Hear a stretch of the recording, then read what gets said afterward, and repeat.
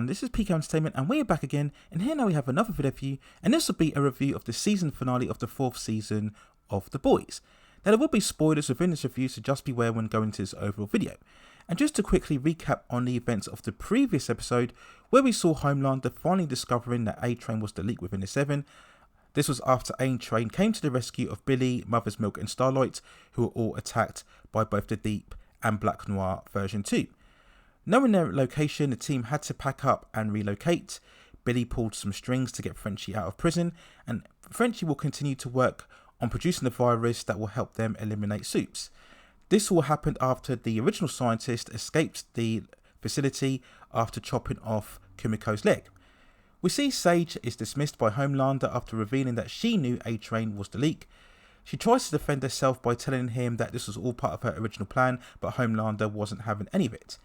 And we saw that a shapeshifter had captured Starlight and was using her identity to sleep with Huey and retrieve the files on his laptop that had footage of the experimentations that are being carried out by Vought. And all of these events came to a spectacular reveal in what overall was a very good finale, with lots of big reveals and teases, especially going ahead for the final season.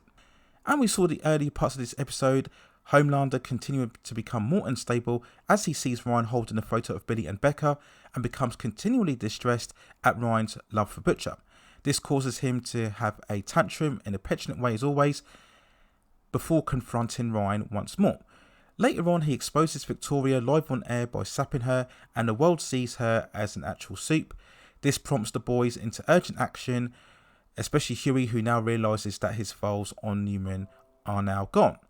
And I especially liked the sequence where Victoria was outlining to Homelander the full repercussions of the exposure and that he would have to essentially fire half of his company. Homelander tries to remark that he knew exactly what he was doing, when in actual fact he had no idea what he was doing. But that's very typical for the character. And staying on Homelander, he later realises that a purge needs to be actioned within Vought of individuals who know the most activities within the company. Unfortunately for Ashley, that puts her right at the top of the list, and after overhearing this within a meeting, she freaks out and takes to Homelander's room, where she takes some Compound V, and we get a truly gruesome sequence where we see her morphing into some sort of monster, and God only knows what will happen within the 5th season and where this will take the overall character. We later see the boys working with the government to hide President Singer within a bunker. Huey later on realises that Starlight is actually the shapeshifter, but he can't contain himself. The shapeshifter catches on to this and she unleashes her attack in trying to assassinate the president. We get some intense fight sequences with the shapeshifter, first against Kumiko and then later on Starlight, which was very convenient that Starlight managed to arrive there just at that precise moment, as we saw before she was captured. So I'm not sure whether she actually used her powers of flight to arrive at the bunker. It wasn't established, but it's something that you just brushed over. Later on, we see Victoria continually stressed after Homelander threatens her and her daughter if she doesn't play along in their political aspirations. This is when she finally realises and reaches out to Huey for help.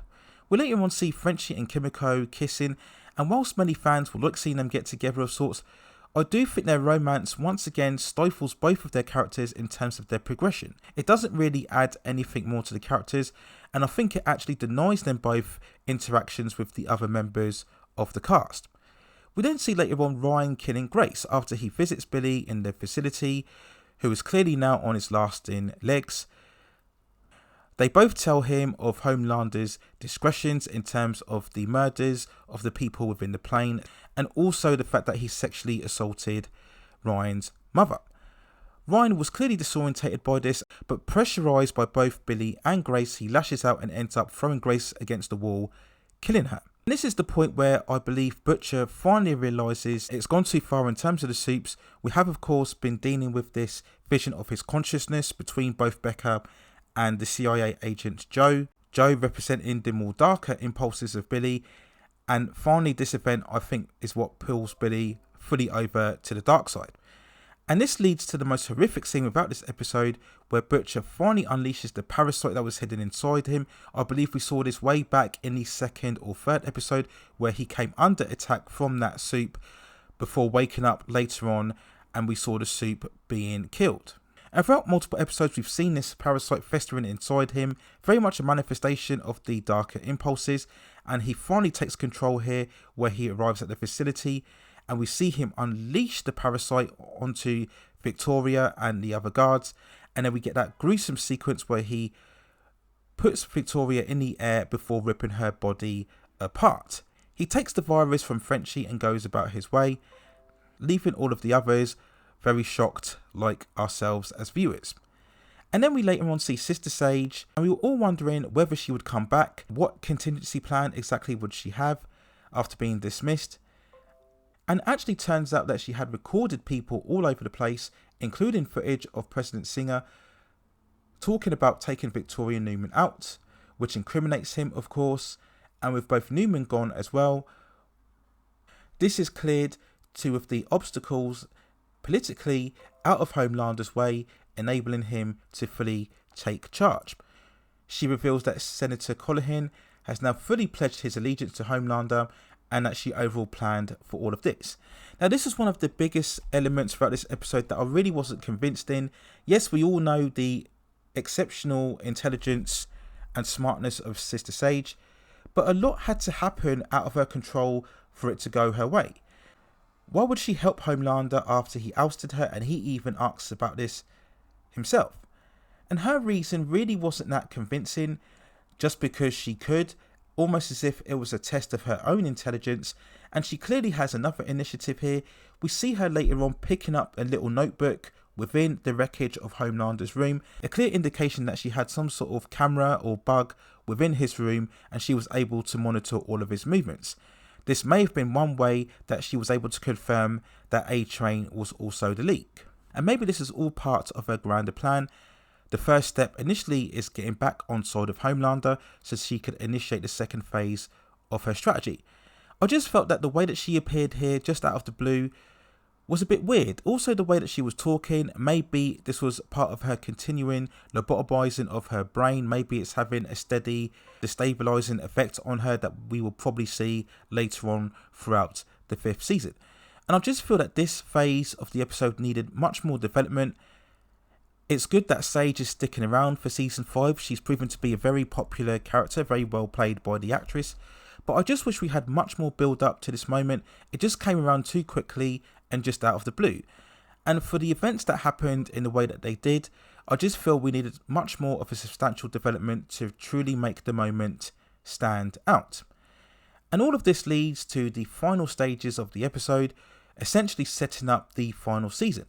As the president instills the superheroes legally into the government, essentially declaring martial law against what they call the Starlighters, and Homelander announces essentially a manhunt on the boys. And we see that manhunt taking place as the other members of the boys take their leave, venturing out of the country, and we see them all of a sudden being tracked down by other supes. We had that one scene where we see Sam and Kate from Gen V encountering both Frenchie and Kumiko. We see Kate using her mind control powers on Frenchie, and at this point I thought she was going to have Frenchie maybe kill himself in front of Kumiko. That certainly would have been within Homelander's mindset, but we see Frenchie being taken away, and for the first time we see Kumiko exhibiting her vocal emotions as she sees Frenchie being taken away. I understand that Sam was quite powerful within Gen V, but I certainly would have expected Kumiko to put up much more of a fight than what she did have. We saw Starlight and Huey driving away, seemingly happy, especially when we see the reawakening of Starlight and her powers with her hands lighting up. Before then, they're intercepted within the road, and another character from Gen V, I believe this is one of the mental patients that they encountered throughout the mid part of the first season of Gen V, and we see them encountering Starlight. Huey is taken away, and we see Starlight using her flight abilities to flee the scene. Now initially I questioned why she'd do this, but when you watch the scene again you can see that Huey clearly indicates her to get away and get help, which makes sense. She can obviously lead the rescue charge at a later date. So whilst it was crazy and very shocking to see the Gen V characters suddenly appear, it makes complete sense. Of course, they've already crossed over with the boys in their own particular series, and Sam and Kate did make an appearance earlier on throughout this season. So this is a really good example of how to manage your universes if you are having spin-off series, having characters crossing over and it all making sense.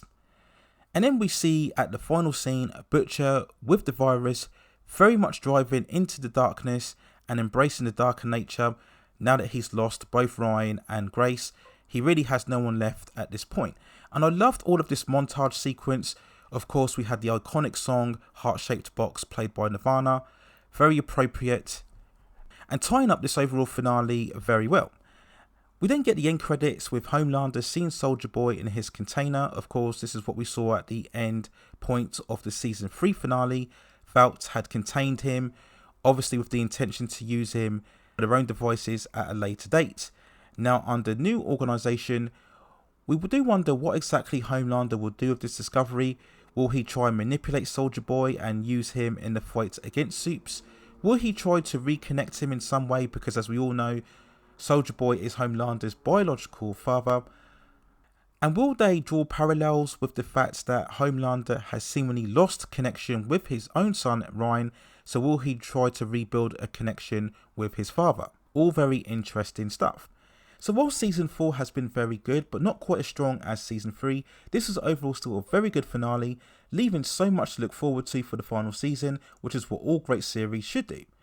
Now, there were some elements within this episode that didn't work quite as well. I've already mentioned both Sister Sage and the Kumiko Frenchie romance, but the fact that A-Train was completely absent here really didn't feel right or make any sense.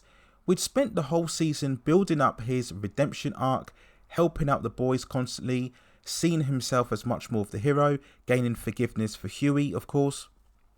And all the fans were theorising whether A-Train would meet his tragic end here. It's always standard storylines within television series that you build up a character to their highest point before taking them down for the tragic finale. What would have happened when Homelander discovered that A-Train was the leak? Would we get some epic confrontation between the two characters?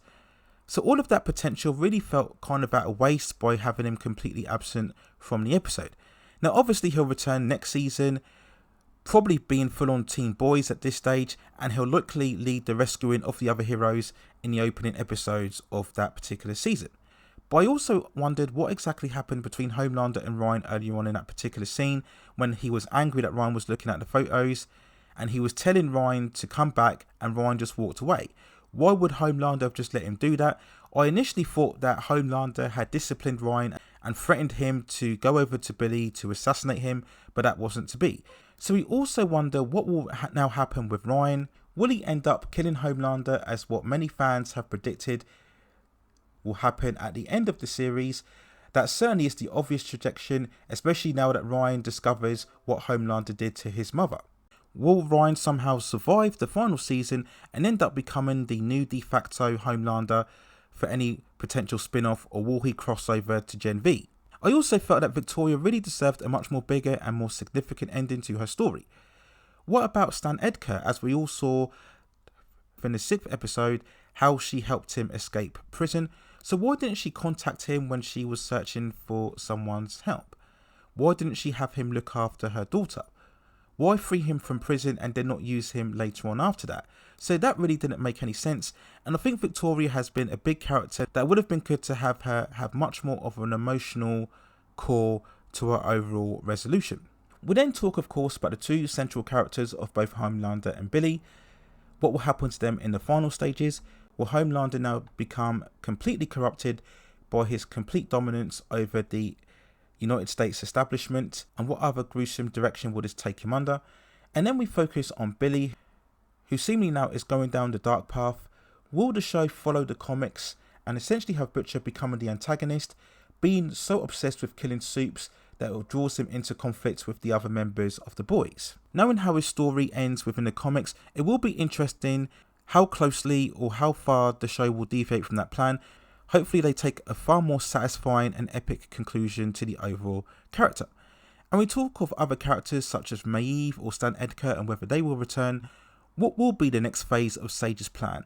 Is she working with someone else? What exactly is her end goal? Again, is this another character that will survive the events of the final season and cross over to Gen V? We'll wait and see. And will there be more elements set up for future seasons or Gen V or the rumoured spin-off from the series that I believe will be set in Mexico if it ever takes place?